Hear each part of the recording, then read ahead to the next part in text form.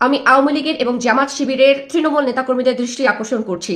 আপনাদের সবার অবগতির জন্য আমি জানাচ্ছি যে আওয়ামী লীগের যিনি দলপ্রধান শেখ হাসিনা এবং তার পুত্র সজীব ওয়াজেদ জয় এবং ভারতের প্রধানমন্ত্রী নরেন্দ্র মোদী এবং জামাত শিবিরের যারা হচ্ছে শীর্ষ নেতাবৃন্দ, তারা সবাই বেগম খালেদা জিয়ার মৃত্যুতে শোক পোষণ করেছেন। তারা বিদ্বেষ ছড়ায়নি, তারা মর্মাহত হয়েছেন সেটা প্রকাশ করেছেন।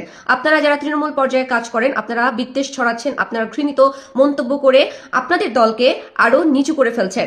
আপনারা যদি এ ধরনের ঘৃণিত মন্তব্য থেকে দূরে না থাকেন, তাহলে আপনাদের যে দল তাদেরকে অপমান করা হয় সেটা আপনারা বুঝতে পারছেন কিনা আমি জানি না। তবে আওয়ামী লীগকে এবং জামাত শিবিরকে আমি বলবো যে আপনারা এই বিষয়ে সংযত হন।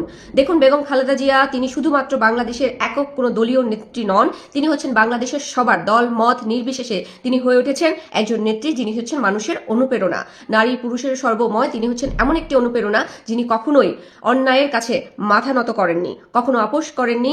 আপোষহীন একজন নেত্রী যিনি কিনা গণতন্ত্রের জন্য সারা জীবন লড়াই করেছেন, তাকে অপরাজিতা বলা হয়। তাকে পিঙ্ক শাড়িতে পরিহিত অন্যায়ের বিরুদ্ধে দাঁড়িয়ে থাকা গুলবাহার বলা হয়। এমন একজন নেত্রীকে নিয়ে আপনারা যে কটূক্তি করছেন, যে ধরনের বিদ্বেষমূলক বাণী ছড়াচ্ছেন, সেই সমস্ত জিনিস থেকে হয় নিজেদেরকে সংযত রাখুন অথবা চুপ থাকুন।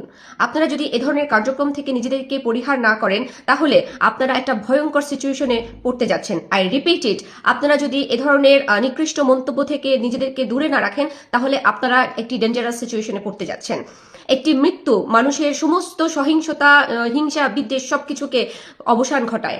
আজকে খালেদা জিয়ার মৃত্যুতে যারা আপনারা শোকাহত হতে পারছেন না, তারা অন্তত পক্ষে চুপ থাকুন।